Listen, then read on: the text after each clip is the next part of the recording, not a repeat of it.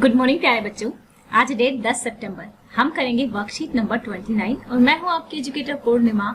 Start करते हैं। Subject आपका इंग्लिश है, क्लास आपकी 9th है। पिछली वर्कशीट में हमने स्टोरी राइटिंग में ये जाना था कि कैरेक्टर्स कौन होते हैं, एक कहानी की सेटिंग क्या होती है और प्रॉब्लम क्या होती है और सॉल्यूशन क्या होता है। तो बच्चों एक बार हम रिवाइज करते हैं। कैरेक्टर यानी कि जो जो लोग उस कहानी में होते हैं। जैसे कि अब अगर हम बात करें कछुए और खरगोश की कहानी की, ठीक है ना, तो कछुआ और खरगोश दो कैरेक्टर हो गए। सेटिंग क्या कर रहे हैं, वो एक फील्ड में रेस लगाते हैं। प्रॉब्लम क्या है कि खरगोश जो है चैलेंज करता है टोरटॉइस को। सॉल्यूशन क्या है कि जो कछुआ होता है वो जीत जाता है। ठीक है, तो इस तरीके से हमारी स्टोरी में ये चार चीजें होती ही होती है। अब यहाँ पे ये देखिए, this week you will read a story in which sentence are not in a sequence। आप स्टोरी तो पढ़ोगे लेकिन वो स्टोरी के जो सेंटेंस है वो सीक्वेंस में नहीं है।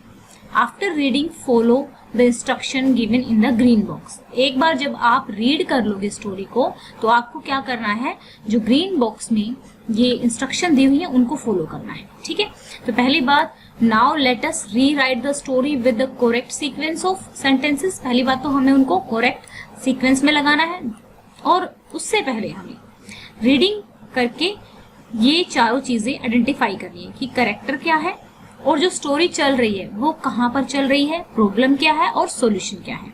ठीक है बच्चों, तो पहले हम स्टोरी देखते हैं।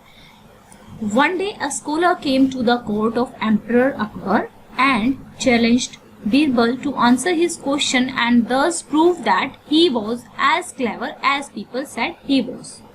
तो कहता है कि एक दिन एक स्कॉलर आया एम्परर अकबर के दरबार में और बीरबल को चैलेंज किया कि अगर मेरे क्वेश्चन का तुम आंसर दे दोगे तो मैं मान लूंगा, ये प्रूव कर देगा कि जितना क्लेवर, जितना समझदार, चतुर आप लोग समझते हो आप उतने हो।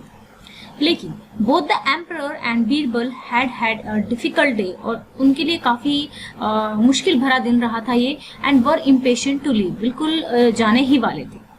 तो well then tell me said the man. तो आदमी ने कहा कि ठीक है मुझे बताओ, which came first into the world, पहले दुनिया में क्या आया, द चिकन और द एग, अंडा या फिर मुर्गी।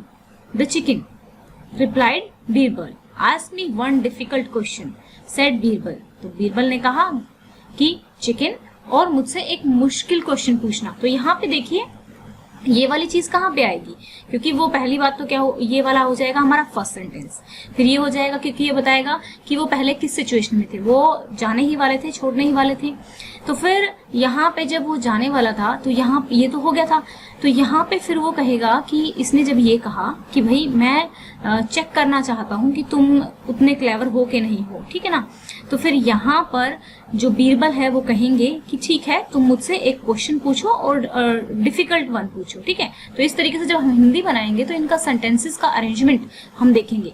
We had agreed you would ask only one question and you have already asked it, said Birbal, and he and the emperor walked away leaving the scholar gaping। ठीक है, he asked, would you prefer to answer 100 easy question or just a single difficult question। तो वो कहता है कि तुम 100 easy questions का answer देना चाहोगे या एक डिफिकल्ट क्वेश्चन का आंसर देना चाहोगे। ठीक है, हाउ डू यू नो, ठीक है, आज the scholar and no trump in his voice. मतलब उसकी वॉइस में एक जीत का अनुभव था क्योंकि उसको लगा कि बीरबल ने तो गलत आंसर दिया। अब इस स्टोरी को प्रॉपर जो इसका अरेंजमेंट है उसमें पढ़ते हैं तो तब थोड़ा सा मीनिंग बन पाएगा और आप लोग समझ पाओगे कि स्टोरी है क्या। तो देखो, one day a scholar came to the court of the Emperor Akbar and challenged Birbal to answer his question and thus proved that he was as clever as people said। तो पहला ही है, दूसरा sentence भी दूसरा ही है। फिर ये आएगा कि he asked Birbal, would you prefer to answer 100 easy question or just a single difficult one। ठीक है, तो थर्ड ये हो जाएगा। अब अगर आप अपनी वर्कशीट में देखोगे तो यहाँ पे देखिए कि यहाँ पे ये कौन से नंबर पे है, ये बहुत नीचे दिया हुआ है, लेकिन पहले वो क्वेश्चन पूछेगा तभी तो बीरबल बताएगा कि मैं जो है डिफिकल्ट क्वेश्चन का आंसर करना पसंद करूंगा। तो फिर बीरबल यहाँ पे कहता है कि ask me one difficult question said Birbal. Birbal ने कहा कि मुझसे एक मुश्किल क्वेश्चन पूछ लो। ठीक है, वेल देन ठीक है तो then tell me said the man which came first into the world, the chicken और द एग। तो कहता है कि कौन आया है पहले, तो बीरबल फटाक से कहते हैं द चिकन, रिप्लाइड बीरबल। तो फिर यहाँ पे how do you know, ask the scholar and note in Trump his voice. तो जो स्कॉलर है वो कहता है कि तुम्हें कैसे पता, लेकिन बात क्या हुई थी, सिर्फ एक क्वेश्चन की बात हुई थी। तो यहाँ पे जब उसने ये कहा हाउ डू यू नो, एक और क्वेश्चन हो गया, तो बीरबल कहता है कि we had agreed you would ask only one question, हम पहले ही ये इस बात पर सहमत हो चुके हैं कि आप एक ही क्वेश्चन पूछोगे, तो ये क्वेश्चन आपका नहीं बनता है, ठीक है। And you have already asked it, और तुमने एक क्वेश्चन पूछ ही लिया है, said Birbal, and he and the emperor walked away leaving the scholar gapping. तो अब ये स्टोरी जो है, जब आपको थोड़ा सा हिंदी बना के सेंटेंसेस, स्टोरी में क्या होता है मोस्ट ऑफ द टाइम तो ऐसा होता है कि एक आधा डिफिकल्ट होता है, बहुत रेयरली ऐसा होता है कि हमें थोड़ा सा कंफ्यूजन होने लगता है कि ये वाला पहले आएगा या वो वाला पहले आएगा। लेकिन अगर हम माइंड में थोड़ा सा हिंदी और स्टोरी को लाइन अप करके देखेंगे तो समझ में आएगा, आराम से अरेंज हो जाएंगे सेंटेंसेस, ठीक है। तो ये तो हमारा हो गया क्वेश्चन नंबर, हमने अरेंज कर दिया क्योंकि अरेंज करना जरूरी था स्टोरी को आंसर करने के लिए। तो ये जैसे कि मैंने यहाँ पर करेक्ट सीक्वेंस में लिखा है ना, एज इट इज आप लोगों को यहाँ पे लिख देना है, ठीक है। यहाँ पे आप लोगों को लिख देना है, यानी कि अपनी कॉपी में जहां भी लिखोगे तो ये वाला आंसर हो गया हमारा, ठीक है। सो यहाँ पे आप based on the above story identify, character कौन कौन है, अकबर है, ठीक है, बीरबल है,